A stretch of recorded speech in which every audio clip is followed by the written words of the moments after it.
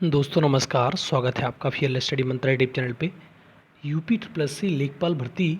अब देखो, हमारा जो कोर्ट में केस है वो तो अलग चीज़ है, लेकिन कल जब रिजल्ट आए, जो एग्ज़िट पोल दिखा रहे थे कि हर एग्ज़िट पोल में जो बीजेपी एनडीए था उसको 350 प्लस दिखा रहे थे। मतलब जब एग्ज़िट पोल आए तो अपोजिट हो गया, सारा सिनारियो ही चेंज हो गया। और जो लोकसभा चुनाव में जो बीजेपी है खुद ही 240-41 पे खड़ी हो गई आगे। अब इस प्रकार से अब ये समझ में आता है कि बीजेपी एक तरफ से मतलब हार गई, सीधी बात ये है। चूँकि 272 का आंकड़ा है, उसको 272 का आंकड़ा नहीं पा पाई तो हार गई। अब हमारा मकसद ये है कि हमारी जो लेखपाल की जॉइनिंग है इस पे क्या प्रभाव पड़ने वाला है, क्या कोई प्रभाव नेगेटिव पड़ेगा या पॉजिटिव पड़ेगा, इस चीज़ का ही विश्लेषण करेंगे हम इस वीडियो के माध्यम से। और हमारा देखो, हमें किसी पार्टी विशेष से कोई लेना देना नहीं है, हमारा तो सिर्फ सीधा सीधा मतलब है कि हमें तो जॉइनिंग चाहिए। क्योंकि हमारी जॉइनिंग अटकी पड़ी है, उसका कोई लेना देना नहीं है किसी पार्टी से कि कौन पार्टी जीत रही है कौन पार्टी हार रही है, उसका मतलब नहीं है। लेकिन अभी रूलिंग पार्टी जो है वो बीजेपी है और यूपी में उसी की सरकार है, तो उसी से हमें जॉइनिंग चाहिए। तो इसका कोई प्रभाव पड़ने वाला है क्या, इस जो करंट सिनारियो है उससे कोई प्रभाव पड़ने वाला है? अब देखो, अभी तो देखना होगा 8 तारीख तक कि 8 तारीख तक कि बीजेपी सरकार बना पाती है कि इंडिया ब्लॉक गठबंधन जो है वो सरकार बना के ले जाता है। और देखो, इसमें दोनों ही बातें हो सकती हैं, पॉजिटिव भी हो सकता है और नेगेटिव भी हो सकता है।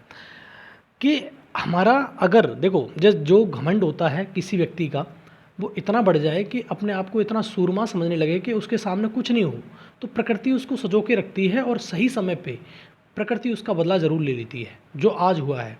ठीक है।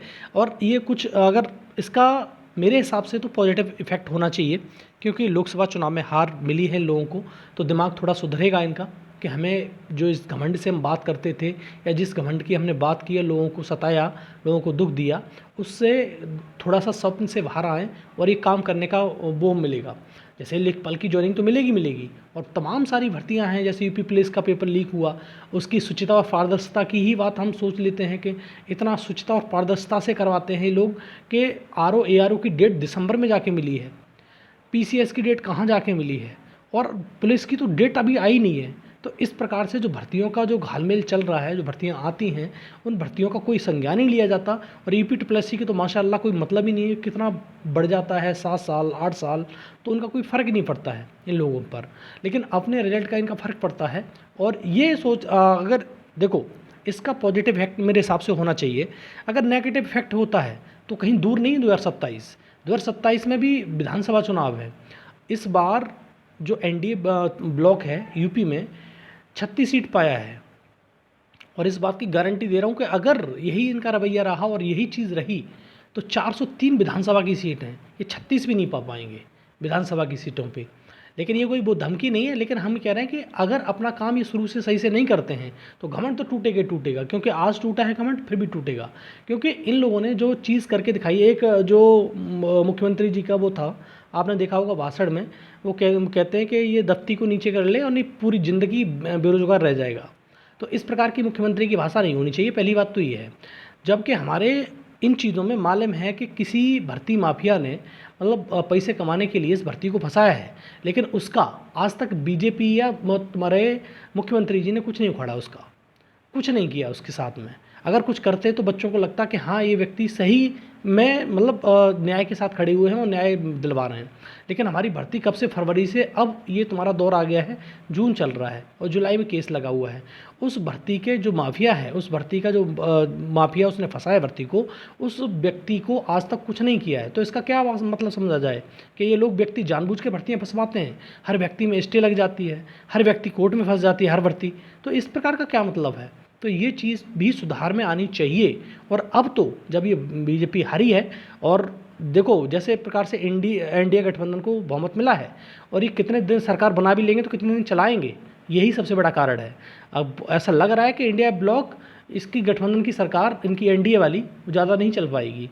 अगर चल भी जाएगी तो साल 6 महीने बस, उसके बाद बदल के इंडिया गठबंधन में आ जाएगी, क्योंकि 2-3 साथी ऐसे हैं यहाँ पर कि छोड़ने को तैयार हैं तुरंत ही। वो बात अलग है, उनकी जाने। लेकिन अब इनको सही से काम करना चाहिए, लेखपाल की भर्ती को ज्वाइनिंग देनी चाहिए समय से, और दो मतलब अपना एएसजीआई या एसजीआई को वहाँ पर भेज कर, अगर जिस दिन, मैं उस दिन बार बार कहता हूँ, जिस दिन सरकार सचेत हो जाएगी और एसजीआई और एएसजीआई भेज दिया जाएगा सुप्रीम कोर्ट में, उस दिन आपका केस ख़त्म, ज्वाइनिंग मिल जाएगी आपको। लेकिन ऐसा नहीं किया जाएगा तो ये समझ लेना सब सरकार का रवैया फिर भी आपकी तरफ ऐसा ही है जैसा पहले था। और जितने भी और भर्तियाँ जैसे बीडीओ की भर्ती हो गई, आईटी इंस्ट्रक्टर की भर्ती हो गई, मुख्य सेविका की भर्ती हो गई, इन भर्तियों पर भी संज्ञान लेना पड़ेगा। पुलिस की भर्ती हो गई, बड़ी भर्ती है, एक 60,000 भर्ती, 60,000 पद हैं। तुम्हारी आरओ की भर्ती है, पीसीएस की भर्तियाँ हैं। तो और सबसे बड़ा मुद्दा था शिक्षक भर्ती का। इन्होंने बीएड को पहले शामिल किया, बेचारों ने 2.5-3 लाख रुपए गरीब व्यक्तियों ने करके मतलब बीएड किया, बाद में बीएड वालों को निकाल दिया गया। तो ये भी सबसे बड़ा मुद्दा बना है। कोई कहता है कि तुम्हारा ठाकुरों की नाराज़गी, कोई कहता है कुछ किस समाज की नाराज़गी, उस समाज की नाराज़गी। और मैं कहता हूँ कि इसमें सबसे बड़ा एनडीए को अगर बीजेपी को हार मिली है तो किसी ने दी है, तो वो है बेरोज़गारी का मुद्दा। इस बेरोज़गारी के मुद्दे ने बीजेपी का बंटाधार कर दिया। और अभी तो एक ट्रेलर है, 2027 में पूरी फिल्म देखने को मिलेगी अगर इसी प्रकार का रवैया इनका रहा तो। ठीक है दोस्तों, तो आप बिल्कुल निश्चिंत रहिए, ये सरकार में सुधार आएगा, इनके दिमाग ठिकाने आएंगे और आपको ज्वाइनिंग मिलेगी। ठीक है, और जल्दी से जल्दी मिलेगी। अगर ये मतलब अपना वही अड़ियल रवैया अपनाए रहेंगे तो वो समय दूर नहीं है कि ये यहाँ से सिनारियों से ही गायब हो जाएंगे। इस प्रकार से ये मान लो कि जब ये सरकार आई 2017 से पहले, इसका बीजेपी का क्या हाल था यूपी में, वही हाल हो जाएगा दोबारा से। ज़्यादा समय नहीं है, बर वही है कि अगर ये सुधार में नहीं आए तो। इतना घमंड किसी का ही नहीं होता है। और मैं बार बार कह रहा हूँ, घमंड कोई भी चीज़ हो, प्रकृति हर चीज़ को ध्यान रखती है और उसका बदला सही समय पे देती है। तो आपको इस चीज़ मिली है और हमें तो सिर्फ अपनी भर्ती से मतलब है। हमारी लेखपाल की भर्ती पूरी हो, पुलिस की मतलब पेपर कराया जाए, उनकी भर्ती पूरी हो, आरओ की भर्ती पूरी हो, पीसीएस की भर्ती पूरी हो, और जितने भी ईपीट्रिपलएससी की भर्तियाँ छोटी मोटी, चाहे मुख्य सेविका हो, चाहे आईटी इंस्ट्रक्टर हो, चाहे कोई बीडीओ की भर्ती, सबकी ज्वाइनिंग वगैरह दी जाए और इनको फार्ग किया जाए समय से। ठीक है, यही हमारी मांग है और यही हमारा अनुरोध है।